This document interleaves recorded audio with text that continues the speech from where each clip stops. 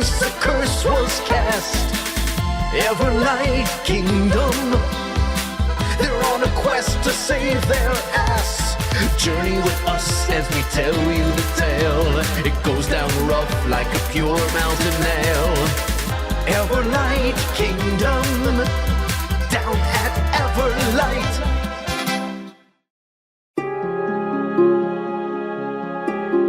The Cursed One's search for answers led them deep beneath Thethius' library, where a hidden chamber revealed a disturbing truth. Within its depths, they discovered an ancient tome describing a demonic entity known only as Big Pony, a being of pure black magic who offers power at a price, and possibly the very source of their affliction. The clues pointed to one man, Bartley, a famed arcane scholar and key figure in Everlight's magical foundations. With a new lead at last, they prepared to set out, only to realize they had been discovered. A security system of gelatinous cubes descended, trapping them in the underground tunnels and leaving their fate uncertain. Meanwhile, Lucian Icewind returns from a grim meeting with his homeland's advisor, only to learn the Ronuate Empire is exploiting the dragon's attack, draining Orin's people and tightening its grip. You're coming in and out of consciousness occasionally, and as you wake up several times, one time there's people crowded around you. One time you are being dragged through the streets by your feet, which is really obnoxious. At one point you're laying down and you're being bound, and you kind of roll your head around, and you see the elf who was at the Mid-Valley Harvest Festival that you guys really hated, kind of supervising this whole thing. The one that we just saw in the flashback that poisoned everybody? That's the wizard at Gloria. That's not the a different elf. Yeah, this is a different elf. Yeah, the one at Gloria is a human. I thought he was an elf. Yeah, no, I may have miscommunicated that. Okay, gotcha. This was the one that they, at that ceremony, you guys all went, boo. Gotcha, okay. That guy. Gotcha. We have health now? Or Yeah, you're at 1 HP now. Okay. So you've been reverted to 1 HP. That's fine. Later on, it's just the two of you. You are bound and gagged, and you are kneeling on hardwood floor, and you can hear like almost wind turbines around you. And as you slowly open up your eyes, you see this elven leader standing over you with his long red hair and his elegant getup. And he's got a book that he's reading that he closes. And he says, well, my horoscope told me it would be a good day. And he kind of kneels down in front of you and he goes, oh, boo, boo. And I go,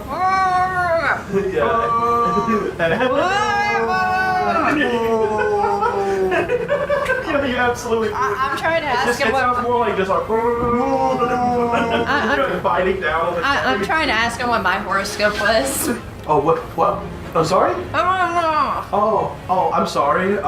You have a gag on, my dear. Nothing to say, nothing to spit at me. I cast message. You try to cast message, and there is something in this area that is like minimizing your magical capabilities, and you aren't really able to cast anything. Is there anything in this room that I can see that might be muting my magic? There's nothing in this room you can see, but you get the impression that you're in a much larger scale building. Not larger scale. It's actually a pretty small building. But It's looking more like the room we're in a room. Yeah, you're in like a small wooden is room. it more? So it's more like a prison cell looking thing, or more like kind of like a brig. Gotcha. Like stands up and he goes. Ordinarily, this would be called for prison, but you're in my territory now. We claim independence in this area, which. Yeah, you're just kind of like roll my eyes. Yeah, and he's like giving you this monologue. You're like half listening, and I'm just like choking on the gag. Oh, he's talking indefinitely. So as he walks out of the brig, he's been explaining to you this whole time. You've been looking around the room, and you just realize he's not finished explaining his people's history to you. Bound behind. Yeah, you're bound and you're on your knees. So your hands are tied behind and you're on your knees. Your feet are shackled as well. I'm just like loudly humming over him. I'm like. You're actually you're annoying me. So, It's working on me. it's working on me, so. And so, Francis, you decide to kind of look at your, like, just look at your clothes, see if there's any, like, scars or wounds or anything that you're still trying to recover from. And you notice that on your knee that is just barely showing out from underneath your bathrobe from where you're kneeling, the gelatinous cube now has given you a tattoo resembling it, which is just a box. So there's just a tattoo of a box on your We're getting a lot of just tattoos without consent. This whole Is it rape at this point? It penetrated my body without Do I have any? campaign is just me trying to get you to give everyone tattoos. Right. We'll work that out. Do I have any weird tattoos? No, but you have a wound that is seriously, like the acid caused you this serious wound that is searingly painful and infected. And so you got, as he finished explaining, he goes, the one part that you guys finally, like, you guys are like looking at each other, like you're trying to get her to stop singing, and then she kind of like tries to talk to you with her eyes, and you're like, I don't. Finally hear back when he goes, so I've decided to send you elsewhere. And he slams the brick shut. He goes, you're heading to our home country. I will send a very strongly worded letter, and they will elect your punishment. And as he begins to, there you can just see him through the like little window with the bars on the wooden door. And he goes, so long. As he steps away, you're just like, Oh, thank All right. God. yeah, Anyways, you finally finished talking, and I'll rotate my back to her back and see if she can pick the locks. sure. yeah, and that's what I was doing. Do we have all of our No, I doubt we have Do any we more. have any of our gear? No, your gear is not on you, no. Including your these tools, so. Is there anything in this room? No. This room there is a bench. It's not a bar, Joe. Like, we can't see out of it. It's just like an actual room, right? It's an actual room. The door, there's a little window. in the door, but you're Yeah. not tall enough to see out of it, and you're kneeling. Are there windows outside too, or no? No windows outside. At least not in this room. Got it. That's all you got. Can I try to work this gag out of my mouth while we're? I know you're gonna move. I know you're gonna move elsewhere, but like while we're in here, yeah. Sure, yeah, go ahead. Yeah, let's say that's a. I want to say since it's your tongue, it should be a speech check, but I'm not gonna do that. Let's say it's a dexterity Charisma check. Okay. I talk it out of my. Can it be a dex or charisma check? Sure, let's do that. It's a 7. Fuck. Nope. It's worse now. Mine's an 8, so I did not beat Oh. it. Trying to move it, it's gone That's deeper my- into your mouth. Proceed. Sorry. My You're good, dice you're good. are So- I'm good. What kind It's- of bench is it in the corner? It's just a wooden bench. Okay, cool. I want to like wobble over to it, like scoop, and I want to get the corner of the bench and pull the gag out of my mouth with the corner of the Okay. bench. So yeah, you kind of make another dexterity check for me. Nope. Nope. We're just nope. We're just Nope. noping Okay, it. so as you guys are like as you guys kind of admit frustration, you kind of feel shifting underneath you. It suddenly becomes apparent what's going on because you feel like it feels like the building you're in is lifting.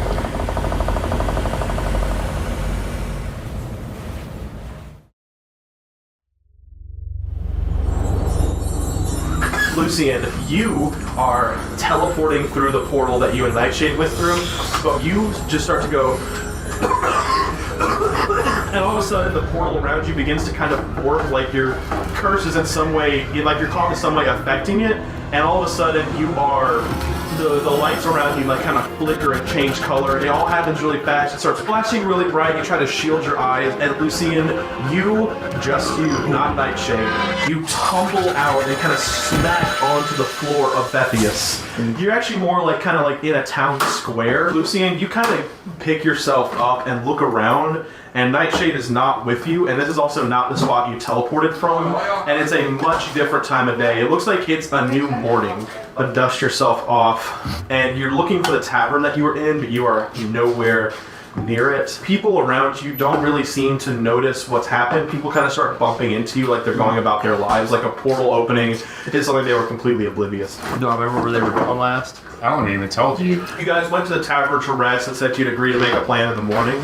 And then you were just gone. Yeah, and then woke up and you teleported away. So as you're trying to look for the inn, you hear kind of like a rabble-rousing going on. Like you kind of hear like struggling out of one of the alleyways. 2 guards holding a dude, just this very strange individual, covered in this blue gunk and stained on his clothes.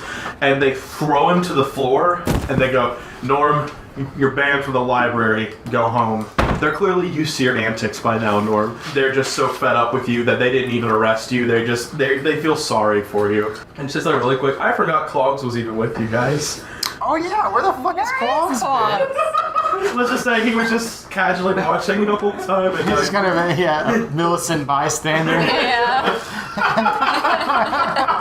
Is Clogs with him now, or did Clogs just stay at the Clogs tavern? is in a completely different. He's just in the library. Let's just say he just hangs. Stayed at the tavern. Yeah, let's just say let's retcon and say he stayed at the tavern. What has happened to you, sir? How do you get back from a library? Well, I was working there. Yeah. I was helping some of my new friends That's look right. for their journal. And we ended up going to the restricted section. And we got trapped by these Smells like gelatinous cube. Yep, gelatinous cubes. They both got arrested. They just kind of locked me out after I threatened to murder myself. And all of them at the same time. What do these people look like? Well, one of them was in a bathrobe. It's a pretty good It description. was, Well, I know exactly who that is. There's not many guys. Yeah, that's a very pretty dirty. very good description. He smelled like manure. Well, that's Francis. That's That wasn't Francis. my. And the other one was a little goblin who I think stole my money. I didn't take his money though. He actually stole my book. I need that back. They seem pretty interested. So, how do you know these people? I see. I know them. You know where they went? So, Do I know where they went? Yes, you know exactly. Well, No, yeah, you saw us get hauled away. And you know what their practice is. And so you know the leader of this town, Elmer. An elf is very vengeful. His name is Elmer the His Elf. name is really Elmer the Elf. He has a cookie and glue factory. I was going to ask him. And he hunts rabbits. And so you're familiar with the kind of punishments he endures, especially with people he doesn't like. Yeah. What you got, Lucy? Yeah, they got carted off. They're probably going to get traveling by air to the Ronuate Empire. Son of a bitch. In fact, there they go now. And as that happens, you hear a little boy go, "There's an airship leaving the ship port." A bunch of people start like running towards the airship port to kind of see this take off because it's like clearly a favor. Yeah, it's like a pastime for younger people. Where's Nightshade at? You don't know. You got dropped out of the teleport in a different spot than you were trying to go. Where were you trying to go is the question. 'Cause I'm trying to go back to the spot he was initially. that's probably where she is if you were to guess. Possibly. Yeah, it depends on how the magic works. So they're stealing my new best friends. So I'm gonna probably go ahead and go try and find them if you want to come along. And I'm gonna pull my pistol out and start fixing it. Yeah, but I gotta find the other one first. Somebody else who came with me. Yeah, there were two of them. What are you talking about? There's another one that came with me, but kind of lost in the teleportation. What do you mean teleportation? I don't like your fancy mumbo jumbo, my dude. I'm about to fucking start black. I can only say airship and stuff. Teleportation is foreign to me.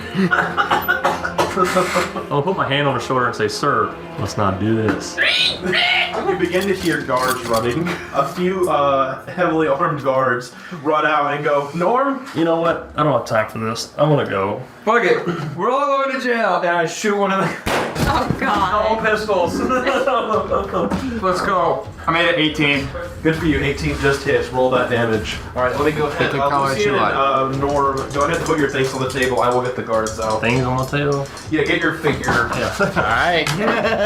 You just shot a guard in the Already face. don't. You roll. What was your damage roll? 14. You hit one in the face, dealing that amount of damage, and he kind of stumbles back, and they all pull out their swords. I yield. And it does not work. Everyone roll initiative. 19. Oh, 19! 19. All right, nice. 19! That means you gotta get Kill both of them in one fucking. I'm gonna run towards the ship. All right, Lucien, you're up next. So you see me shoot somebody and then make a fucking mad dash for it. Yeah. I say, I don't even know this guy. This guy's a whack job. I'm just gonna. Yo, I'm Lucian Icewind. Let me go. Make a persuasion check with disadvantage. Disadvantage. They, Yeah, because they don't like your kingdom. No, that, Oh yeah, I mean. well, there's a complicated No. history, but they do. They don't. It would be in their benefit to arrest you. 10. 10, and they go. They all pull out their swords and start to move towards you. We'll count that as your bonus action. So what are you gonna do if you're out? I was you, I would probably disengage and run. 'Cause they're gonna have to use their full movement speed just to catch up to you. That's fine. Just this Kind of a can go. shitty. So you start running that way. They are up next. Which the first one's gonna go for Norm. Norm, thank you. Norm's all the way over here. Yeah, Norm's way the fuck down here. They have a 400-foot reach with their Oh, they're shooting. Yeah, they're shooting. I got you. Yeah, so they that not only hits, they deal 28 points of piercing damage. So I'm down. All right, so you are down. Aims his crossbow, fires, and Norm, you're like, I gotta save my. And you just kind of flop onto the floor, Lucy, and you see him go lifeless. The other two are gonna go for you. He's But not do I living have back the on plus the 10 table. from the feast? Yeah. This guy, 5 to 10, 15, 20, 25, 30, so he's gonna catch up to you. And he's gonna use his longsword if he can make 3 attacks. No. So Jesus. They deal 23 points of slashing damage, and they're gonna do that 3 times. That's 69 points of slashing damage. Jesus Christ, he's Already dead. dead. Alright, so Shit.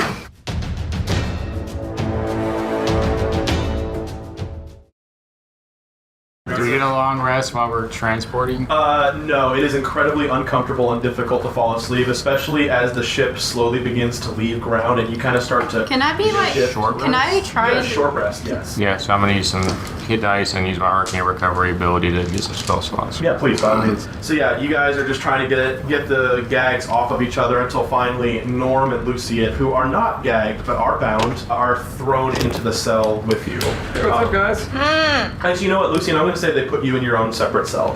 And you do out of the corner see a cloak that resembles Lucian's, but you don't quite connect the dots. Is Norm bound? He is bound. He is not gagged though, so he can make My out. hands behind my back or in front of And me? behind you. Oh, You can make out with them and get their gag off. Yeah, might as well. Yeah, go ahead and make a dexterity check for me. Lucian, as you are in your own cell, it's slightly more comfortable than theirs, but you wouldn't really know that.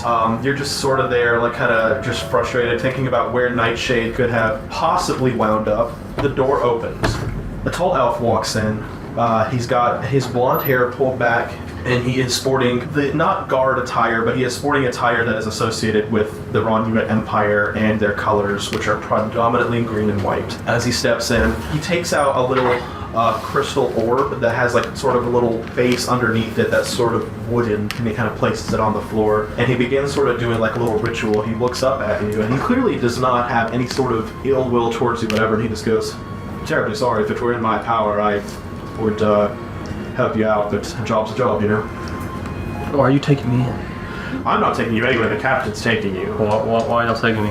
I had better let him explain it. And the orb is now emitting this sort of smoky energy within it, and it kind of begins to create almost like a projection. That kind of storm appears over it, like a small one. Oh, me, Obi-Wan Kenobi. Through the clouds appears a projection sort of similar to when you saw Jackson recreate the Mid-Valley Harvest Festival and everyone just appeared smoky. A very familiar face. It is Raylar. He is the Emperor of the Ronuate Empire. I am terribly sorry that the circumstances have found themselves the way that they are, but it's good to see you again, Lucian, even if it is through a mirror. You look like you have aged well. It's been a while since I've seen you. The last time you were but a boy, a teen. How's everything going these days? I've heard about Orden. It's going just fine. Good, I'm glad to hear. How is the recruitment process going? Magnus filled me in on the details. It was going pretty good to you. Your people captured me. From my understanding, you were arrested. I didn't do anything wrong. Then my people wouldn't have arrested you. Lucian, I'm trying to help you, so please stop being such a damn child and listen to me for just a moment. For once in your life, stop trying to show your dick and put it back in your pants. I'm willing to release you, but I have terms. My daughter Ellen, when you arrive here, you will be released from your shackles and you two will be wed. And then you will be free to go. And you can even release any other friends of yours who are prisoners. All I ask is that you be married to my daughter. What if I don't? Well, then you will be taken here, and I will have to deal with Elmer's request for your punishment, particularly for your friends. For you, I'll still go easy on you because I like you, Lucian. We'll look at maybe 9 years jail time, and then you will be quietly released. And your friends will suffer the fate that Elmer has requested for them, which I must admit is pretty heinous, but they must have done something to anger him. Those are my terms, take them or leave them. You keep me in here. What's left of my country will come. If that's the case, knowing what's left of your country, all I would have to do is send out one guard or two. You allowed to talk to you like that? Listen, I demand a trial by combat. He goes, you've been denied. Bullshit, you can't do that. Let's try He goes, these are my rules. You're no longer in Orin, you're coming to my home. And I deny you this right. That's your choice, Lucian. You just know I'm looking for his ass. If that were the case, how did you get arrested by a few measly guards? You have 2 days to respond, and the smoke kind of dissipates. The elf who set it up goes, what a dick, right?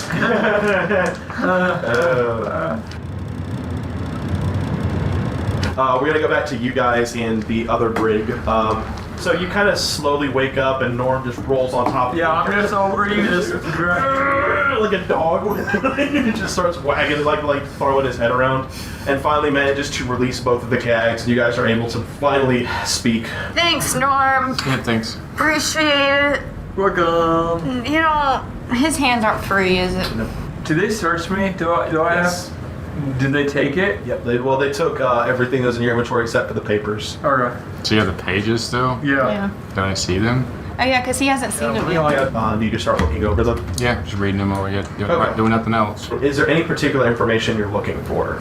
I mean, general information on what this is so we know how to cure it. I mean, Your eyes kind of glance back over some of the cursed section. What little information there is about the type of curses that it casts is cited. At the bottom of the citation list is from Bartley the Wizard. He read all those that we books were from going last to time. see originally. It's back in the town where we just left. Yeah. Right. Not back in the town you just left. Outskirts of town. Yeah, he was sort of. He was. He was Who more did you to say the last west. time? Anyways, I don't know. Yeah. It's okay. He was more to the west, but basically. So, Not where we're headed. not where you're headed, right? But speaking of which, as you guys are kind of looking over this, let me explain part of this curse's magical effects to you. So, the curse can affect any sort of magical entity around it that you are currently making an interaction with, particularly if you're a spellcaster, not really if you're just a mundane person. So that affected Lucian's teleportation. Teleporting sometimes can be faulty when it's messed with. It can tweak not only the location you wind up in, it can tweak the time of day that you do as well. And you hear a portal open upstairs, and you hear something get destroyed, and you hear people scream in agony as the portal's opening is more explosive than they probably anticipated. We can hear that? You can hear it upstairs. It's loud.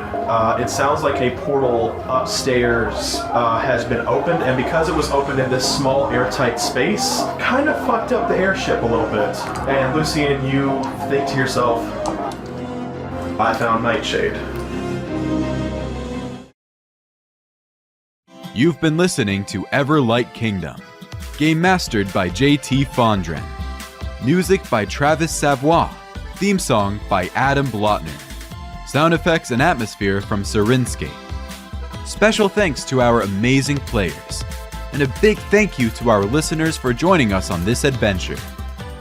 Don't forget to subscribe to Everlight Kingdom and leave us a review. And check out altaloom.com for more RPG podcasts and stories. Altaloom.com. Adventures too big for the table.